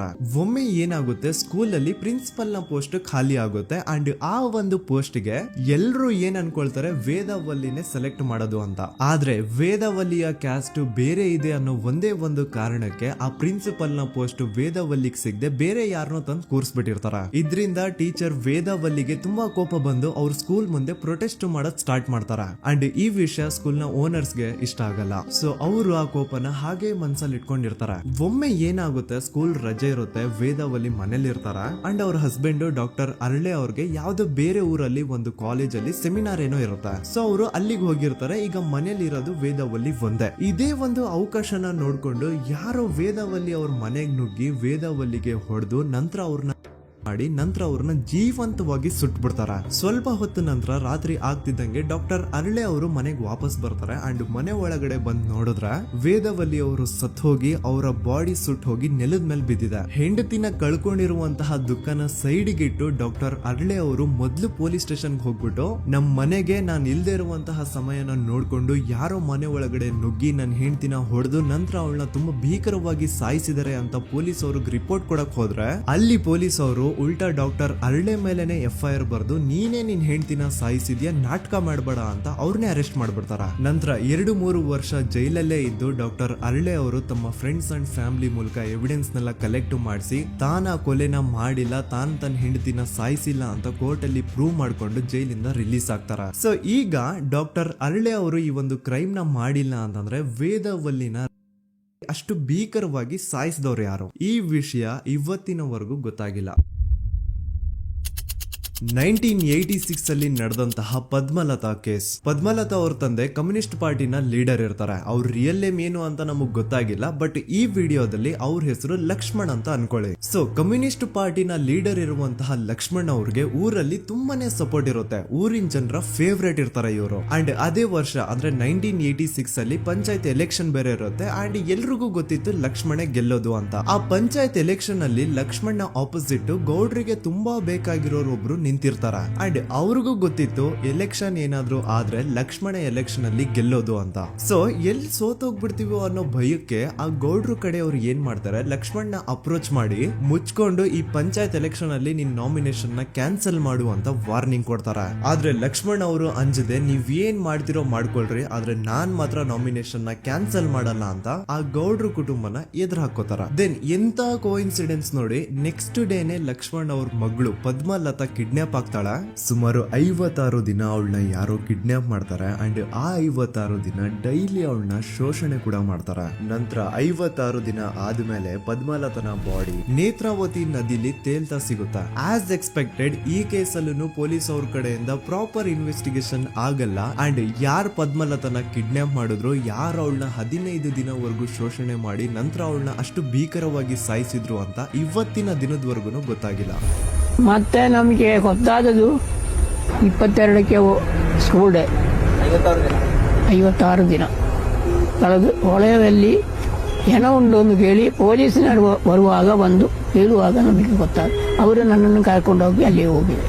ಇನ್ನೊಂದು ಲಾಸ್ಟ್ ಕೇಸ್ ಇದೆ, ಇದು ಅರ್ಲಿ 2000 ಅಲ್ಲಿ ನಡೆದಿರೋದು. ಇವ್ರದ್ದು ಅಷ್ಟಾಗಿ ಡೀಟೇಲ್ಸ್ ನಾನು ಹೇಳಲ್ಲ, ಜಸ್ಟ್ ಮೇಲ್ ಹೇಳ್ತೀನಿ. 2000 ಇಸ್ವಿಯಲ್ಲಿ ಧರ್ಮಸ್ಥಳದಲ್ಲಿ 2 ಫಿನಾನ್ಸ್ ಬ್ಯಾಂಕ್ ಇರ್ತಾವೆ. ಒಂದು ಅಗೇನ್ ರಿಯಲ್ ನೇಮ್ ತಗೊಳ್ಳೋದು ಬೇಡ, ಲೈಕ್ ಜಸ್ಟ್ ಸಹಕಾರ ಗ್ರಾಮೀಣ ಬ್ಯಾಂಕ್ ಅನ್ಕೊಳ್ಳಿ. ಅಂಡ್ ಇನ್ನೊಂದು ಬಂದ್ಬಿಟ್ಟು ಫೈನಾನ್ಸ್ ಪ್ರೈವೇಟ್ ಲಿಮಿಟೆಡ್ ಬಂದು ಗೌಡ್ರು ಕುಟುಂಬ ಅವ್ರಿಗೆ ಸೇರಿದ್ದು. ಆ ಕಡೆ ಇವ್ರ ಆಪೋಸಿಟ್ ಏನದು ಗ್ರಾಮೀಣ ಬ್ಯಾಂಕ್ ಇತ್ತು, ಅದರಲ್ಲಿ ಒಬ್ಬ ಮ್ಯಾನೇಜರು ಬಡವ್ರಿಗೆ ಸಹಾಯ ಆಗ್ಲಿ ರೈತರಿಗೆ ಸಹಾಯ ಆಗ್ಲಿ ಅಂತ ತುಂಬಾ ಕಡಿಮೆ ಬಡ್ಡಿಗೆ ಲೋನ್ ಕೊಡ್ತಿರ್ತಾನೆ. ಇದರಿಂದಾಗಿ ಧರ್ಮಸ್ಥಳದಲ್ಲಿ ಆಲ್ಮೋಸ್ಟ್ ಎಲ್ಲಾ ಕಸ್ಟಮರ್ಸ್ ಆ ಗ್ರಾಮೀಣ ಬ್ಯಾಂಕ್ ಕಡೆಗೆ ಹೋಗ್ತಿರ್ತಾರೆ, ಪ್ರೈವೇಟ್ ಲಿಮಿಟೆಡ್ ಕಡೆಗೆ ಯಾರು ಬರ್ತಿರಲ್ಲ. ಇದರಿಂದ ಗೌಡ್ರಿಗೆ ಲಾಸ್ ಆಗ್ತಿರುತ್ತಾ. ಸೊ ಅವ್ರೇನ್ ಮಾಡ್ತಾರೆ, ಆ ಗ್ರಾಮೀಣ ಬ್ಯಾಂಕ್ ನ ಮ್ಯಾನೇಜರ್ ಏನಿದ್ನೋ ಅವನ್ಗೆ ಒಂದು ಸ್ವೀಟ್ ವಾರ್ನಿಂಗ್ ಕೊಡ್ತಾರ. ಮುಚ್ಕೊಂಡು ಇನ್ಮೇಲೆ ಇಂದ ನಿನ್ ಲೋನ್ಸ್ ಕೊಡೋದನ್ನ ನಿಲ್ಸ್ಬಿಡು, ಇನ್ ಕೇಸ್ ಲೋನ್ ಕೊಟ್ರು ನಾವ್ ಯಾವ ಇಂಟ್ರೆಸ್ಟ್ ರೇಟ್ ಗೆ ಲೋನ್ ನ ಕೊಡ್ತಾ ಇದೀವೋ ಅದೇ ರೇಟ್ ಗೆ ನೀನು ಕೊಡುವ ಅಂತ ಫೋರ್ಸ್ ಮಾಡ್ತಾರ. ಆದ್ರೆ ಆ ಗ್ರಾಮೀಣ ಬ್ಯಾಂಕ್ ನ ಮ್ಯಾನೇಜರ್ ಇದ್ಯಾವುದನ್ನು ಕಿವಿಗೆ ಹಾಕೊಳ್ಳಾರ್ದೆ ಅವನ್ ಕೆಲಸ ಅವ್ನ್ ಮಾಡ್ಕೊಂಡು ಹೋಗ್ತಾನ. ದೆನ್ ಸಡನ್ಲಿ ಒಂದು ದಿನ ಬ್ಯಾಂಕ್ ಮ್ಯಾನೇಜರ್ ನ ಹೆಂಡತಿನ ಮನೆ ಒಳಗಡೆನೆ ನುಗ್ಗಿ ಯಾರು ಮಾಡಿ ತುಂಬಾ ಭೀಕರವಾಗಿ ಸಾಯಿಸ್ಬಿಡ್ತಾರ. ಇದರ ರಿಗಾರ್ಡಿಂಗ್ ಆ ಬ್ಯಾಂಕ್ ಮ್ಯಾನೇಜರ್ ಪೊಲೀಸ್ ಸ್ಟೇಷನ್ ಅಲ್ಲಿ ಕಂಪ್ಲೇಂಟ್ ಕೊಡಕ್ ಹೋದ್ರೆ ಪೊಲೀಸ್ ಅವರು ಉಲ್ಟಾ ಆ ಬ್ಯಾಂಕ್ ಮ್ಯಾನೇಜರ್ ಹೆಸರಲ್ಲೇ FIR ಬರ್ದು ನೀನೇ ನಿನ್ ಹೆಂಡತಿನ ಸಾಯಿಸಿದ್ಯಾ ಅಂತ ಅವನ್ನೇ ಅರೆಸ್ಟ್ ಮಾಡ್ಬಿಡ್ತಾರ. ನಂತರ 1-2-3 ವರ್ಷ ಆ ಬ್ಯಾಂಕ್ ಮ್ಯಾನೇಜರ್ ಜೈಲಲ್ಲಿ ಇರ್ತಾನೆ. ಅದಾದ್ಮೇಲೆ ಅವನ ಕ್ರೈಮ್ ನ ಮಾಡಿಲ್ಲ ಅಂತ ಕೋರ್ಟ್ ಅಲ್ಲಿ ಪ್ರೂವ್ ಆಗುತ್ತೆ. ಆದ್ರೆ ರಿಯಲ್ ಕ್ರೈಮ್ ಮಾಡಿದವರು ಯಾರು ಅಂತ still it's A question mark. And ಇನ್ನೊಂದು ನಾರಾಯಣ ಅಂಡ್ ಯಮುನಾ ಕೇಸ್ ಬಗ್ಗೆ ಅಂತೂ ನಾನು ಆಗ್ಲೇ ನಿಮ್ಗೆ ಎಕ್ಸ್ಪ್ಲೈನ್ ಮಾಡಿದೆ. ಸೊ ಎಂತ ಕೋಇನ್ಸಿಡೆನ್ಸ್ ಗಳು ನೋಡಿ, ಯಾರೆಲ್ಲ ಆ ಧರ್ಮಸ್ಥಳದಲ್ಲಿ ಗೌಡ್ರು ಕುಟುಂಬನ ಎದುರಾಕೊಂಡಿದಾರೋ ಅವ್ರ ಜೀವನದಲ್ಲಿ ಏನೋ ಒಂದು ತುಂಬಾ ದೊಡ್ಡ ದುರಂತ ನಡೆದು ಹೋಗುತ್ತಾ. ಅಂಡ್ ಸರ್ಪ್ರೈಸಿಂಗ್ಲಿ ಅವ್ರ ಕೇಸಲ್ಲಿ ಪೊಲೀಸ್ ಅವ್ರ ಕಡೆಯಿಂದ ಪ್ರಾಪರ್ ಇನ್ವೆಸ್ಟಿಗೇಷನ್ ಆಗಲ್ಲ. ಅಂಡ್ ಯಾರ ಆ ಕ್ರೈಮ್ ನ ಮಾಡಿದ್ರು ಅಂತ ಯಾವತ್ತೂ ಹೊರಗ್ ಬರೋದೇ ಇಲ್ಲ. ಸೊ ಈ ಗೌಡ್ರು ಕುಟುಂಬದವರು ಧರ್ಮಸ್ಥಳದಲ್ಲಿ ಬೇಜನ್ ಕರ್ಮಕಾಂಡಗಳನ್ನ ಮಾಡಿದ್ದಾರೆ. ಅಂಡ್ ಅವ್ರ ಪವರ್ ಅಂಡ್ ಅವ್ರಿಗಿರುವಂತಹ ಇನ್ಫ್ಲೂಯೆನ್ಸ್ ಇಂದ ಆ ಎಲ್ಲಾ ಕೇಸ್ ನ ಮುಚ್ಚಾಕಿದ್ದಾರೆ ಅಂತ ಮಹೇಶ್ ಹಾಗೂ ಗಿರೀಶ್ ಮುಟ್ಟಣ್ಣನವರ ಹೇಳಿಕೆ ಆಗಿದೆ. ಸೊ ಗೌಡ್ರು ಫ್ಯಾಮಿಲಿನ ಟ್ರ್ಯಾಕ್ ರೆಕಾರ್ಡ್ ನೋಡಿದ್ರೆ ಧರ್ಮಸ್ಥಳದಲ್ಲಿ ಒಂದು ಹುಡುಗಿನ ರೇಪ್ ಅಂಡ್ ಮರ್ಡರ್ ಮಾಡಿ ದೆನ್ ಪೊಲೀಸ್ ಅವ್ರಿಗೆ ಲಂಚ ಕೊಟ್ಟು ಇನ್ವೆಸ್ಟಿಗೇಷನ್ ನ ಮಿಸ್ಲೀಡ್ ಮಾಡೋಷ್ಟು ಪವರ್ ಇನ್ಫ್ಲೂಯೆನ್ಸ್ ಈ ಗೌಡ್ರು ಕುಟುಂಬಕ್ಕೆ ಮಾತ್ರ ಇರೋದು. ಈಗ ಸಂತೋಷ್ ರಾವ್ ಅಂತೂ ಸೌಜನ್ಯ ಕೇಸಲ್ಲಿ ಆರೋಪಿ ಅಲ್ಲ ಅಂತ ಪ್ರೂವ್ ಆಯ್ತು. ಹಾಗಿದ್ರೆ ರಿಯಲ್ ಆರೋಪಿ ಯಾರು? ನೆನಪು ಮಾಡ್ಕೊಳ್ಳಿ, 11 ಅಕ್ಟೋಬರ್ 2012 ಸಂಜೆ 5 ಗಂಟೆ ಹಾಗೆ ಬಾಹುಬಲಿ ಬೆಟ್ಟದಲ್ಲಿ ಸಂತೋಷ್ ರಾವ್ ತನ್ನ ಪಾಡಿಗೆ ತಾನು ಸೀನರೀಸ್ ನ ಎಂಜಾಯ್ ಮಾಡ್ಕೊಂಡು ಸುಮ್ನೆ ಕೂತಿರ್ಬೇಕಾದ್ರೆ ಅವನ ಹತ್ರ 5 ಜನ ಕಿಡಿಗೇಡಿಗಳು ಬಂದು ಜಗಳ ತೆಗಿತಾರ. ಆ 5 ಜನ ಕಿಡಿಗೇಡಿಗಳು ಯಾರು ಅಂತ ನಾನು ಇಲ್ಲಿವರೆಗೂ ನಿಮ್ಗೆ ಹೇಳಿಲ್ಲ. ಸೊ ಅವರು ಬೇರೆ ಯಾರು ಅಲ್ಲ, ಚಿಕ್ಕ ಗೌಡ್ರು ಮಗ ನಿಶಾಂತ್ ಜೈನ್ ನ ವೆರಿ ಕ್ಲೋಸ್ ಫ್ರೆಂಡ್ಸ್. ಅವ್ರು ದಣಿ ಮಾಡಿರುವಂತಹ ಕ್ರೈಮ್ ಅಲ್ಲಿ ಬೇರೆ ಯಾರನ್ನಾದ್ರೂ ಸಿಗಿಸ್ಬೇಕಲ್ಲ ಅಂತ ಇವ್ರು ಬಕ್ರ ಹುಡುಕ್ತಾ ಇರ್ಬೇಕಾದ್ರೆ ಆಗ ಇವ್ರಿಗೆ ಸಿಗೋದೆ ಸಂತೋಷ್ ರಾವ್. ಅಗೇನ್ ಇನ್ನೊಂದು ಎಂತ ಕೋಇನ್ಸಿಡೆನ್ಸ್ ನೋಡಿ, ಸಂತೋಷ್ ರಾವ್ ಸೌಜನ್ಯ ಕೇಸಲ್ಲಿ ಅರೆಸ್ಟ್ ಆದ ನಂತರ ಚಿಕ್ಕ ಗೌಡ್ರು ಮಗ ನಿಶಾಂತ್ ಜೈನ್ ದೇಶನೇ ಬಿಟ್ಟು ಹೋಗ್ಬಿಡ್ತಾನೆ. ಈ ಕೇಸಲ್ಲಿ ಚಿಕ್ಕ ಗೌಡ್ರು ಮಗ ಇನ್ವಾಲ್ವ್ಮೆಂಟ್ ಇದೆ ಅಂತ ಯಾರಿಗೂ ಡೌಟೇ ಬರ್ತಾ ಇರ್ಲಿಲ್ಲ. ಡೌಟ್ ಯಾವಾಗ ಬಂತು ಅಂದ್ರೆ ಆ 5 ಜನ ಕಿಡಿಗೇಡಿಗಳು ಯಾರು ಸಂತೋಷ್ನ ಈ ಒಂದು ಕೇಸಲ್ಲಿ ಸಿಗಾಕ್ಸಿದ್ರು ಆ 5 ಜನರಲ್ಲಿ ಒಬ್ಬ ರವಿ ಪೂಜಾರಿ ಅಂತಾನು ಇರ್ತಾನೆ. ಅವನ್ಗೆ ತಾನು ತಪ್ಪು ಮಾಡಿದೀನಿ ಅಂತ ಗಿಲ್ಟ್ ಕಾಡುತ್ತೋ ಅಥವಾ ಬೇರೆ ಏನೋ ಗೊತ್ತಿಲ್ಲ, ಆದ್ರೆ ಅವನೇ ಸ್ವತಃ ಪೊಲೀಸ್ ಅವ್ರ ಹತ್ರ ಹೋಗ್ಬಿಟ್ಟು ಸೌಜನ್ಯ ಕೇಸಲ್ಲಿ ನಿಜವಾದ ಆರೋಪಿ ಸಂತೋಷ್ ಅಲ್ಲ ಕಂಡ್ರು, ಅವನ್ನ ಸುಮ್ನೆ ಸಿಗಾಕ್ಸಿರೋದಷ್ಟೇ, ನಿಜವಾದ ಆರೋಪಿಗಳು ಚಿಕ್ಕ ಗೌಡ್ರು ಮಗ ನಿಶಾಂತ್ ಜೈನ್ ಅಂಡ್ ಅವ್ನ ಫ್ರೆಂಡ್ಸ್ ಸೂರಜ್, ಕಿರಣ್ ಅಂಡ್ ಕಣ್ಮಣಿ ಅಂತ ಈ ಎಲ್ಲಾ ವಿಷಯನ ರವಿ ಪೂಜಾರಿ ಪೊಲೀಸ್ ಅವ್ರಿಗೆ ತಿಳಿಸ್ತಾನೆ. ಅಗೇನ್ ಎಂತ ಒಂದು ಕೋಇನ್ಸಿಡೆನ್ಸ್ ನೋಡಿ, ಈ ವಿಷಯಗಳನ್ನ ಊರಿನ ಜನರು ಮುಂದೆ ಹೇಳಿದಂತಹ ರವಿ ಪೂಜಾರಿ ಆಕಸ್ಮಿಕವಾಗಿ ಸತ್ ಹೋಗ್ಬಿಡ್ತಾನೆ. ಇವನು ಹೇಳಿದ್ದು ನಿಜ ಅಂತ ಜನರಿಗೆ ಯಾವಾಗ ಕನ್ಫರ್ಮ್ ಆಗುತ್ತೆ ಅಂದ್ರೆ, ಸೌಜನ್ಯಗೆ ತುಂಬಾ ಹತ್ರವಾದವ್ರು ಒಬ್ರು ಯಶೋಧ ಅನ್ನೋರು ಕೋರ್ಟ್ ಅಲ್ಲಿ ಬಂದ್ಬಿಟ್ಟು ಸೌಜನ್ಯ ಕೊಲೆ ಆಗಿದ್ದ ದಿನ ಆ ಒಂದು ಸ್ಪಾಟ್ ಅಲ್ಲಿ ನಾನು ಈ 3 ಜನರನ್ನ ನೋಡಿದ್ದೆ ಅಂತ ಸಾಕ್ಷಿ ಹೇಳ್ತಾರೆ. ಈಗ ಎಲ್ಲಾ ಡಾಟ್ಸ್ ನ ಕನೆಕ್ಟ್ ಮಾಡ್ತಾ ಹೋದ್ರೆ ಸೌಜನ್ಯ ಕೇಸ್ ಒಂದೇ ಅಲ್ಲ, ನಾರಾಯಣ ಹಾಗೂ ಯಮುನಾ ಕೇಸಲ್ಲೂ, ವೇದವಲ್ಲಿ ಕೇಸಲ್ಲೂ, ಆ ಬ್ಯಾಂಕ್ ಮ್ಯಾನೇಜರ್ ನ ಕೇಸಲ್ಲೂ ಹಾಗೂ ಪದ್ಮಲತಾ ಕೇಸಲ್ಲೂ ಸೀದಾ ಡೈರೆಕ್ಟ್ ಡೌಟ್ ಬರೋದೆ ಊರಿನ ಗೌಡ್ರ ಮೇಲೆ. I really want to appreciate Kudla rampage YouTube channel, third eye YouTube channel, Girish ಮುಟ್ಟಣ್ಣನವರು ಸರ್ ಹಾಗೂ ಮಹೇಶ್ ಅವರು ಅಂಡ್ ಆಲ್ ಅದರ್ಸ್. ಇವರ ಕಾನ್ಸ್ಟೆಂಟ್ ಎಫರ್ಟ್ಸ್ ಇಂದಾನೆ ಸತ್ಯ ಏನಂತ 1 by 1 ಹೊರಗೆ ಬರ್ತಿದೆ and they are trying their level best to catch real criminals. At present Soujanya case ಬಗ್ಗೆ ಅಪ್ಡೇಟ್ ಏನು ಅಂತಂದ್ರೆ, ಹೈಕೋರ್ಟ್ ವರೆಗೂ ಈ ಒಂದು ಕೇಸ್ ಹೋಗಿದೆ ಅಂಡ್ ಈ ಕೇಸ್ ಅಲ್ಲಿ ಈಗ ಇನ್ನೊಮ್ಮೆ ಮತ್ತೆ ಫ್ರೆಶ್ ಆಗಿ ರೀಇನ್ವೆಸ್ಟಿಗೇಷನ್ ಸ್ಟಾರ್ಟ್ ಆಗಬೇಕು ಅಂತ ಹೋರಾಟ ನಡೀತಿದೆ. ಸುದೂತ ಪ್ರಜೆಗಳೇ, ಇದಾಗಿತ್ತು ಸೌಜನ್ಯ ಕೇಸ್ ಬಗ್ಗೆ ನಮ್ಮ ಒಂದು ಡೀಟೇಲ್ಡ್ ವಿಡಿಯೋ. ಈ ವಿಡಿಯೋದಲ್ಲಿ ನನ್ನಿಂದ ಎಲ್ಲಾದ್ರೂ ಏನಾದ್ರೂ ಚಿಕ್ಕ ಪುಟ್ಟ ಇನ್ಫಾರ್ಮೇಶನ್ ಮಿಸ್ ಆಗಿದ್ರೆ ಅಥವಾ ಮಿಸ್ಟೇಕ್ ಆಗಿದ್ರೆ ಅದನ್ನ ದಯವಿಟ್ಟು ಕಮೆಂಟ್ ಸೆಕ್ಷನ್ ಅಲ್ಲಿ ಹೈಲೈಟ್ ಮಾಡಿ. ಈ ವಿಡಿಯೋ ಯಾವಾಗ ಯೂಟ್ಯೂಬ್ ಇಂದ ಡಿಲೀಟ್ ಆಗುತ್ತೋ ನನ್ಗಂತೂ ಗೊತ್ತಿಲ್ಲ. ಸೊ ಪ್ಲೀಸ್ ಆದಷ್ಟು ಬೇಗ ಇದನ್ನ ಎಲ್ಲಾ ಕಡೆ ಶೇರ್ ಮಾಡಿ. ಓಕೆ ಪ್ರಜೆಗಳೇ, ಇವತ್ತಿಗಿಷ್ಟು ಸಾಕು ಅನ್ಕೊಳ್ತೀನಿ. ನಾನು ನಿಮ್ಮ ದೂತ ಸಮೀರ್ MD. ಮತ್ತೆ ಸಿಗ್ತೀನಿ ನೆಕ್ಸ್ಟ್ ವಿಡಿಯೋದಲ್ಲಿ.